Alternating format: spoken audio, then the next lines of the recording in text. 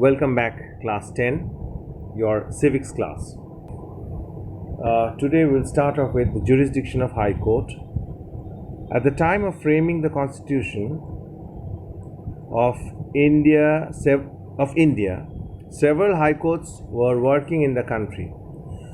For that reason, the Constitution provides that the jurisdiction of the High Court shall be the same as immediately before the commencement of the Constitution. So, as you know, under the jurisdiction of the High Court, there is original jurisdiction, and there is appellate jurisdiction, and there is revisory jurisdiction. Original jurisdiction is, we have learnt, we basically know what is original jurisdiction. But in the case of High Court, original jurisdiction extends to those cases which High Court has the authority to hear and decide in the first instance. Generally, the jurisdiction of High Court is appellate. Why? Because whatever sentence is given at the subordinate courts, if one party is dissatisfied, it can appeal to the High Court. Generally, it is appellate.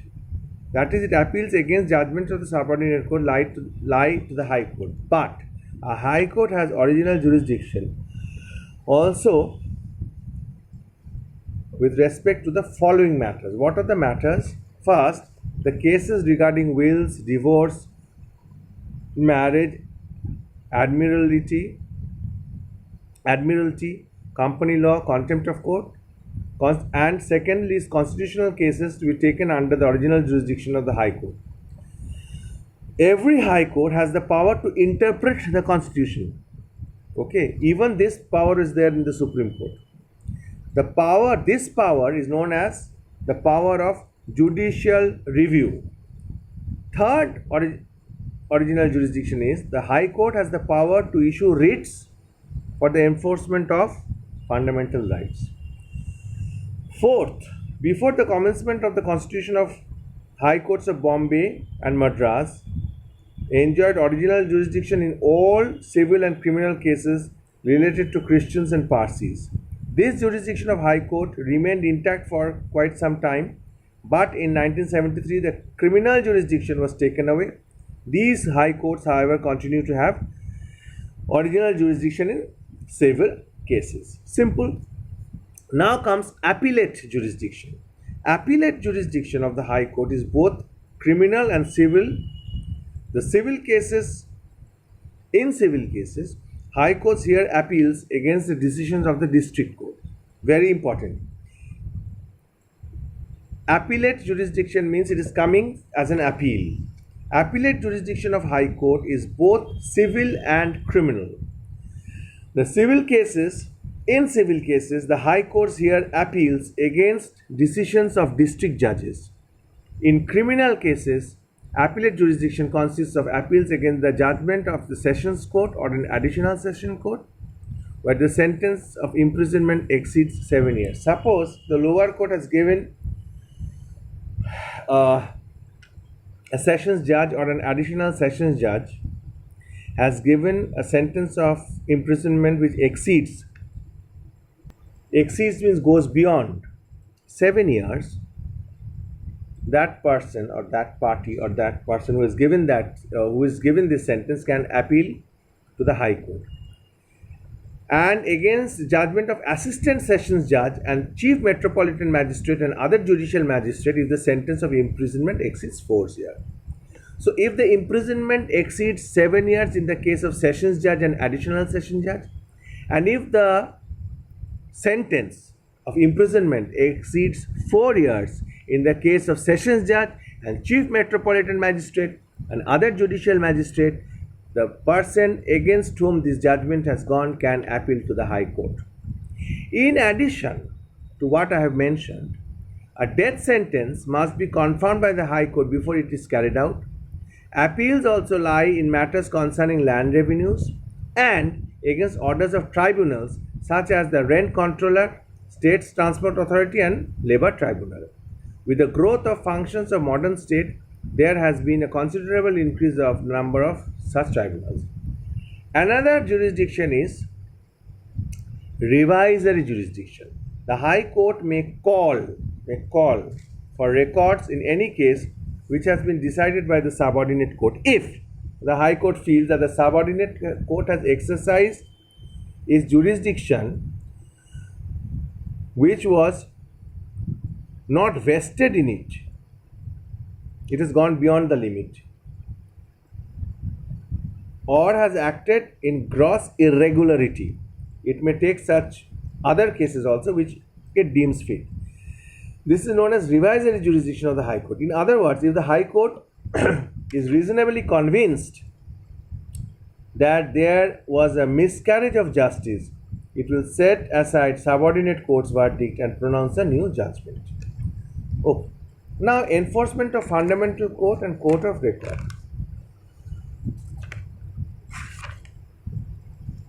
Now, besides these, the High Court possesses some powers. Power to issue writs for enforcement of fundamental rights for any other purpose. All High Courts have the power to issue writs to a person or an official. The writs comprise the writs of habeas corpus, mandamus, prohibition, quo warranto, and certiorari. These writs are issued to protect the fundamental rights of any or for any other purpose. These writs we have discussed in the previous chapter, so I am not going into the details.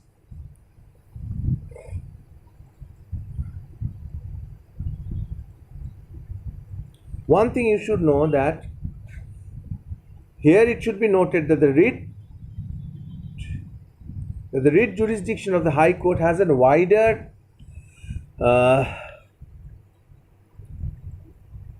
area, is much more wider than the Supreme Court. The writ jurisdiction of the Supreme Court is restricted to the enforcement of fundamental rights, but the words for any other purpose allows High Court to issue writs for enforcement of all legal rights, whether fundamental rights or any other rights. Court of record. The High Court is the court of record. The court of record has two characters. First is judgment and orders are preserved as record. These can be produced in any court as precedents or examples. The law laid down by the High Court is binding to all subordinate courts and administrative tribunals of the states, but it does not bind the High Courts, although it's a great significance and can be produced as the support of an agreement. So, Supreme Court is also a court of record. We have learnt in the previous chapter. High Court is also a court of record. And if a person commits contempt of High Court, shows disrespect, the court has the authority to punish him.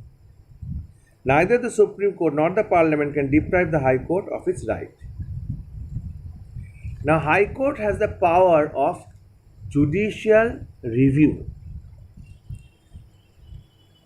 We all know that High Court along with the Supreme Court, but I am telling this while teaching, I am telling Supreme Court because we have done this in Supreme Court. Supreme Court is in a national context, High Court is on a state context. The High Court is also a guardian, an interpreter of the Constitution. Like the Supreme Court of India, the High Courts have the power to exercise judicial review and judge the validity of law and other issues of executive officials.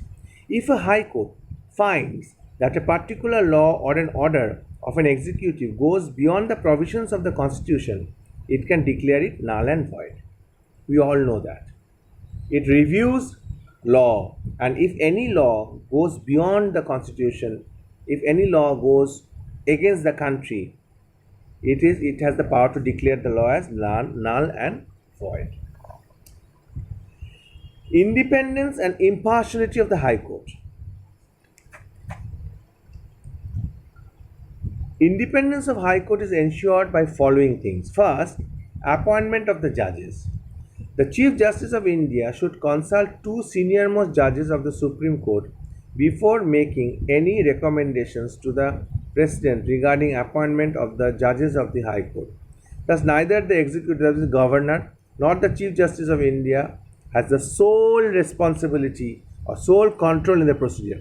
In the procedure, a lot of heads come together, but the executive head is not there. The governor is not discussed. The governor is not, consulted. Second, security of tenure. A judge can be removed by the president on the ground of proved misbehavior and incapacity on an address of each house of the parliament. Salaries, this is the second one. Third is salaries, etc., are charged on the consolidated fund of India.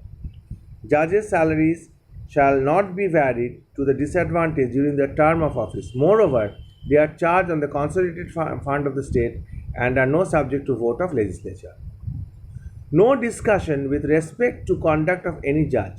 No discussion shall take place in the legislature of a state or in parliament with respect to conduct of any judge in the discharge of his duties, except when a motion for his removal is under consideration. How a judge will behave, what was his behavior, how he gave the ruling, it is not a matter of discussion.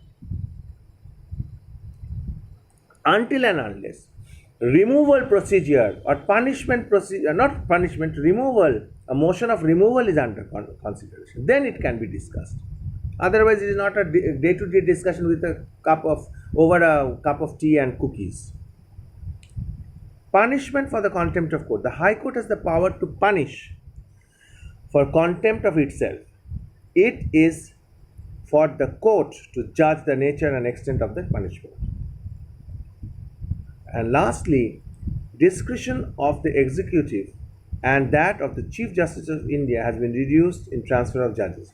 The President can transfer any judge, High Court judge, from one High Court to another, but it requires certain conditions to be fulfilled. First, orders for transfers can be issued after consulting the Chief Justice of India. Chief Justice sits in Supreme Court. Chief Justice of India. Second, the views of the Chief Justices of the High Court. See, Chief Justice of India is the head of Supreme Court. Chief Justice of High Courts is the head of the High Courts. First, consultation with the Chief Justice of India.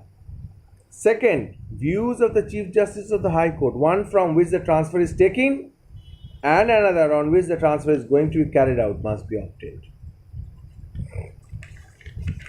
Oh, with this we come to the end of this State Judiciary or High Courts chapter. I believe you have understood it, and your work is to solve the questions and answer. Please maintain a separate copy. So thank you very much for today's class.